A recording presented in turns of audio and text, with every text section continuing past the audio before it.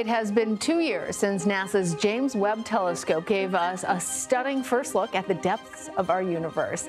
Since NASA's James Webb telescope was launched 2 years ago, it has been transforming our view of the universe with breathtaking new images. The most recent discovery has astonished scientists and sparked intense curiosity. What new cosmic secrets have been revealed, and how might they reshape our understanding of the universe? Join us on this special episode as we explore the groundbreaking JWST images that are captivating and baffling scientists worldwide.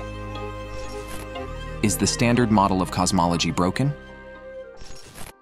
When astronomers first looked at early galaxies using the James Webb Space Telescope, they expected to find small, weak galaxies. But instead, they saw what looked like big, strong galaxies. Some of these galaxies seem to have grown so large and so quickly that the current theories couldn't explain them. This led some scientists to think that the standard model of cosmology, which explains how the universe has evolved since the Big Bang, might be wrong. A new study, led by Catherine Chorowski, a graduate student at the University of Texas at Austin, shows that some of these early galaxies are much smaller than they seemed. Black holes in these galaxies make them look brighter and bigger than they truly are. The study suggests that the galaxies that look too big likely have black holes that are rapidly swallowing gas. This gas heats up and gives off light, making the galaxies appear much brighter. This extra brightness can make it seem like these galaxies have more stars and are therefore more massive than they are. When scientists exclude these little red dots from their calculations, the remaining galaxies fit within the predictions of the standard model. Although they've solved the main issue, a smaller problem still lingers. There are about twice as many large galaxies in Webb's early universe data as expected. One possible reason could be that stars formed faster in the early universe than they do today. Stars form when hot gas cools down enough to be pulled together by gravity, forming one or more stars. However, as the gas contracts, it heats up, creating pressure that pushes outward. In our part of the universe, these opposing forces slow down star formation. But in the early universe, where everything was denser, it might have been harder for this pressure to push gas away, allowing stars to form more quickly. At the same time, astronomers have been studying the little red dots discovered with Webb. Researchers, including those on the CEERS team, found fast-moving hydrogen gas, which is a sign of black holes pulling in gas. This supports the idea that some of the light from these small red objects comes from gas around black holes rather than from stars. This backs up Chorowski's team's conclusion that these stars aren't as massive as first thought. However, more observations are needed to figure out exactly how much light comes from stars versus gas around black holes. While scientists still ponder this discovery, the next discovery will leave you shocked. Rogue worlds. The James Webb Space Telescope has also discovered 6 unusual worlds that are the size of planets, but formed like stars. These mysterious objects, called brown dwarfs, are between 5 and 15 times the mass of Jupiter. One of them might even be starting to create its tiny solar system. The stellar cluster, NGC 1333, which is packed with brown dwarfs, was the focus of this discovery. Ray Jayawardena and his team at Johns Hopkins University used the James Webb Space Telescope to find these strange worlds. Even though they are planet-sized, none of them orbit a star, suggesting they were born from collapsing clouds of dust and gas, similar to how stars like our sun form. However, these brown dwarfs are not big enough to sustain the nuclear reactions that power stars. The researchers found that brown dwarfs make up about 10% of the objects in NGC 1333, which is more than expected. This suggests that additional processes, like turbulence, might influence their formation. One of these brown dwarfs is especially interesting. It has a ring of dust around it, similar to the one that formed the planets in our solar system. At around 5 times the mass of Jupiter, it is the smallest world ever seen with such a ring. This could be the start of a tiny planetary system around a brown dwarf. Away from planets, the telescope just discovered the unimaginable on an asteroid. Water content on a metal-rich asteroid. Asteroid 16. Psyche, found in the main asteroid belt between Mars and Jupiter, is a unique and mysterious object. It stretches 173 miles at its widest point. Originally, scientists believed Psyche was entirely made of metal because of its shiny surface. They thought it might be the iron-rich core of a planetesimal, which could offer valuable clues about how Earth and other rocky planets formed. Some estimates even suggest that Psyche's metal could be worth a staggering $100 quadrillion. This idea about Psyche's composition led to NASA's Psyche mission, which was launched in October 2023. The mission aims to reach the asteroid by 2029 for a closer look. However, recent discoveries suggest that Psyche might not be purely metallic after all. Over the past 10 years, new information about the asteroid's density and how it reflects light indicates that Psyche is likely a mix of metal and rock. In 2017, researchers found traces of water on Psyche. They detected hydroxyl units, a key part of water, in the asteroid's infrared spectra. This hinted that there might be small amounts of water on Psyche's surface, either as ice or in minerals that contain water. However, the findings were uncertain because the data might have been affected by Earth's atmosphere. Additionally, a more definite water signature, like the one used to find water on the Moon, was not detected on Psyche. To get clearer answers, planetary scientist Stephanie Jarmack and her team used two of JWST's infrared instruments, the near-infrared spectrograph and the mid-infrared instrument. In March 2023, they aimed these instruments at Psyche's North Pole and captured its spectra. Their findings, recently accepted by the Planetary Science Journal, revealed a hydroxyl signature similar to rust-bearing, carbon-rich meteorites. This suggests that the hydroxyls on Psyche are bonded to metals, creating rust. Although the MIRI data did not show clear evidence of water, the researchers can't completely rule out its presence. Water might be in parts of Psyche that JWST couldn't observe, or it could exist in amounts too small for MIRI to detect, less than half of what's found on the Moon. Psyche's hydroxyl groups also offer hints about its origins. If these groups formed within the asteroid, it might mean that Psyche came from the cold outer parts of the solar system and moved inward over millions of years.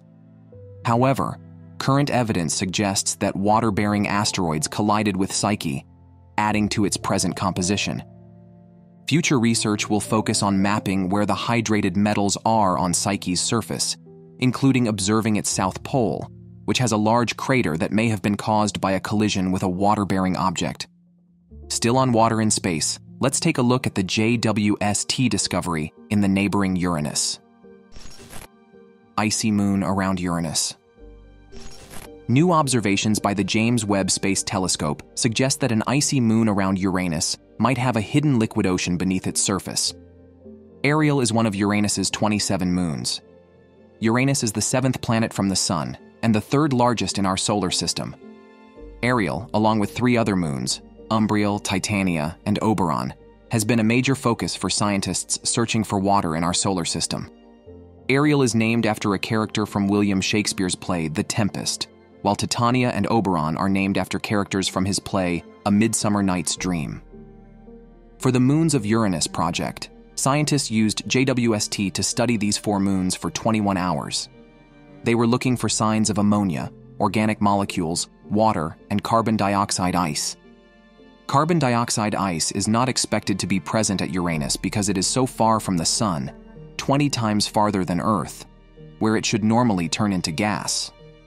However, scientists found carbon dioxide ice on Ariel's surface, especially on the side of the Moon that faces away from its orbit. Ariel's surface features canyons, grooves, and smooth areas where this ice was detected. New spiral galaxy. European Space Agency scientists have released stunning images of Messier 106, a nearby spiral galaxy in the Canes Venatici constellation. Known also as NGC 4258, these beautiful images were taken using the powerful James Webb Space Telescope. The telescope's advanced near-infrared camera lets it see further and deeper into space than any other telescope. As we look farther into the universe, we see older and older objects. The light from these ancient objects stretches into longer, invisible wavelengths called redshift, moving from visible light to the infrared part of the spectrum. Galaxies usually look dense and hidden because stardust blocks visible light. However, infrared light passes through this dust more easily. The James Webb Space Telescope can detect this infrared light, revealing parts of galaxies that were previously hidden. In the center of the newly captured galaxy, the telescope clearly shows a supermassive black hole, which is usually found at the heart of large galaxies. What makes this black hole exciting is that it is still very active. Unlike the black hole in the Milky Way, which only occasionally pulls in gas, the black hole in Messier 106 is actively consuming material, ESA scientists explained. As the gas spirals in, it heats up and gives off intense radiation. In the images, the galaxy's bright center glows brightly as gas and dust fall into the black hole. The galaxy's arms appear as glowing streaks of gas and dust. Blue areas show scattered stellar dust, while orange indicates warmer dust, and the red hues represent colder dust. Teal, green, and yellow tones near the center show different gas distributions. Messier 106 also has two invisible arms, visible only in radio and X-ray wavelengths. These arms are made of hot gas, not stars, and are thought to be caused by the black hole's activity. They are likely the result of material being ejected from the black hole, creating a phenomenon similar to waves crashing on a shore, said scientists. These observations help astronomers learn more about star formation, black hole behavior, and the history of the universe. Away from Venus, the JWST also captured a mind-boggling image of the Tarantula Nebula. Stars in Tarantula Nebula. The telescope revealed thousands of young stars in this stellar nursery, which had never been seen before and amazed scientists. The JWST's impressive capabilities also allowed it to detect gas, dust, and even distant background galaxies within the nebula. The detailed image showed the Tarantula Nebula, also called 30 Doradus, looking like a tarantula's web-lined lair. Located 161,000 light-years away in the Large Magellanic Cloud, this is the brightest region of new star formation near our Milky Way. It has fascinated astronomers eager to understand how stars are born. But even more exciting, the JWST's observations of Titan, one of Saturn's unique moons, produced surprising results. Titan has Earth-like features with icy landscapes and rivers and seas filled with liquid methane. Its thick, hazy atmosphere is covered with methane clouds. The JWST managed to spot two of these methane clouds, which delighted scientists. Many scientists have expressed their excitement about seeing bright and dark areas on Titan's surface. In a major effort, Connor Nixon from the Goddard Space Flight Center arranged for the James Webb Space Telescope to spend 15 hours in its first year studying Titan. Nixon's team wanted to explore Titan's atmosphere to map the haze and find new gases. They had other goals too. When the scientists received the data from the James Webb Space Telescope, they were thrilled. The initial findings were extraordinary. As they examined the data more closely, they found not one, but two clouds. One of these clouds was above Kraken Mare, the largest sea on Titan. The team was eager to track these clouds and see how they changed. However, their work isn't done yet. They've identified these clouds in images from JWST's near-infrared camera, which helps them separate Titan's lower atmosphere. They still need to analyze more data from this camera and another tool called the near-infrared spectrograph. This spectrograph measures different wavelengths of light reflected off Titan's atmosphere, helping map various compounds, including a bright spot over the Moon's south pole. The JWST is set to focus on Titan again in June 2023. This time, it will use its mid-infrared instrument to learn more about Titan's unique and hazy atmosphere. When the James Webb Space Telescope was launched, it was met with great excitement, much like the Hubble Space Telescope before it. One of JWST's most eagerly anticipated targets was Trappist I. Exploring Trappist I. This unassuming star hosts 7 Earth-sized planets, with at least 3 of them in the habitable zone where conditions might allow liquid water to exist. While the 2 closest planets are airless, the 3rd planet in the habitable zone has yet to reveal much about itself. This raises the question, why is it so hard to observe? Trappist I is a red dwarf star located about 41 light-years away in the constellation Aquarius. The planets orbiting this star have short orbital periods, ranging from 1.5 to 20 days. This means their transits, or passages across the star's surface, often overlap, making observations tricky. Since its launch in 2021, JWST has rekindled interest in studying exoplanets. Unlike its predecessor, the Hubble Space Telescope, which was not expected to last as long, JWST complements Hubble with its advanced infrared capabilities. JWST's large 6.5-meter mirror and sophisticated instruments make it ideal for examining exoplanet atmospheres. A team of astronomers has been using JWST to study Trappist I and its planets, taking advantage of its infrared technology. They use a method called transmission spectroscopy, where they analyze starlight that passes through the planet's atmospheres as they transit in front of the star. This technique helps reveal the atmospheric elements, but after 3 years, they've faced some challenges. A recent paper in Nature Astronomy discusses these challenges and suggests ways to overcome them. One major issue is the uneven brightness of the star, similar to sunspots and solar flares seen on our sun. These features can interfere with the light from the planets, making it hard to distinguish elements in the planetary atmosphere from those in the star itself. This problem is known as stellar contamination. Astronomers have encountered similar issues with Earth-based telescopes, like the Magellan Telescope in Chile. Previously, these problems were often overlooked, but JWST's greater sensitivity makes them more significant.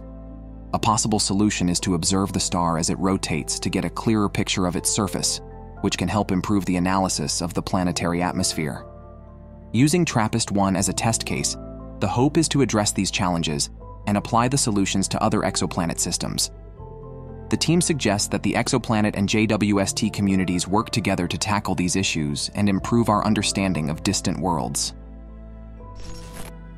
Exploring the universe. Almost 100 years ago, Edwin Hubble discovered that the universe was expanding. Recently, scientists have been measuring this expansion rate, known as the Hubble constant, or H0, but the results are inconsistent. This suggests there might be a flaw in our understanding of physics. The James Webb Space Telescope was expected to help solve this mystery, but a recent analysis still shows different expansion rates from various sources and points to possible errors. Two main teams are working on measuring how fast the universe is expanding. One team, led by Adam Rees from Johns Hopkins University, consistently finds H0 to be about 8% higher than theoretical predictions. This difference, called the Hubble tension, suggests that our model of the universe might be missing something, a new factor or effect that speeds up expansion. Finding this missing piece could help us understand the universe better. Rees and his team released their latest H0 measurement using Webb data this spring, and their value matches their previous findings. In contrast, another team led by Wendy Friedman from the University of Chicago has been cautious, arguing that more accurate measurements are needed. Friedman's team's measurements of H0 are closer to the theoretical prediction, suggesting that the Hubble tension might not be real. Since the Webb telescope started collecting data in 2020, scientists have eagerly awaited Friedman's detailed analysis of 3 types of stars. The results show that 2 types of stars give H0 values that match the theoretical prediction, while the 3rd type, used by Rees's team, matches their higher value. Friedman explained that the disagreement among the 3 methods suggests there might be errors in one or more of the distance measurement methods. Friedman's results are awaiting formal peer review in the Astrophysical Journal. Saul Perlmutter, a Nobel Prize-winning cosmologist, said the results suggest there might be Hubble tension within the star-based measurements and that this issue needs further exploration. Rees expressed concerns about the small number of supernovas used in Friedman's analysis, which he believes might skew the results. The challenge in measuring cosmic expansion is accurately determining distances to objects in space. Henrietta Leavitt first developed a method for this in 1912 using pulsating stars called Cepheids. These stars blink at a rate that reveals their true brightness. By comparing how bright a Cepheid appears from Earth to its actual brightness, scientists can estimate the distance to its galaxy. Edwin Hubble used Leavitt's method in 1929 to measure distances to galaxies, and discovered that galaxies further away are moving away faster, indicating the universe is expanding. Hubble estimated the expansion rate at 500 kilometers per second per megaparsec, meaning two galaxies 1 megaparsec apart would drift apart at 500 kilometers per second. This estimate was later found to be inaccurate. A few years later, Reese, known for discovering dark energy, joined the effort to measure cosmic expansion. His team published a value of 73 for H0 in 2011, with an uncertainty of 3%. In 2013, the Planck telescope predicted the universe should be expanding at 67.4 kilometers per second per megaparsec. Despite improvements in precision, Reese's team's measurement remained at 73, suggesting that galaxies are moving apart faster than predicted, leading to Hubble tension. The missing piece could be a new factor in the universe since dark energy. Some theorists speculate that it could be a new form of energy or primordial magnetic fields. Friedman thinks errors might be causing the discrepancy.